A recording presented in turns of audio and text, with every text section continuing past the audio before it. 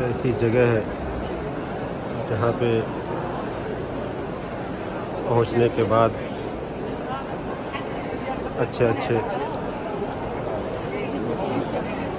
उनके आंसू बह पड़ते हैं और सही मानों में वही कामयाब है जो यहाँ पे पहुँच करके जितने ही उससे आंसू गिर रहे हैं वो समझे कि उसके जिस्म से गुनाह वैसे ही दूर हो रहे हैं।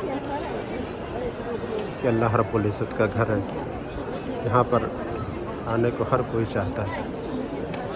हर कोई चाहता है कि अल्लाह रब्बुल इज़्ज़त के घर का दीदार करे। अल्लाह रब्बुल इज़्ज़त से दुआ है कि अल्लाह ताला हर एक को अपने घर के दीदार का शर्फ बख्शे।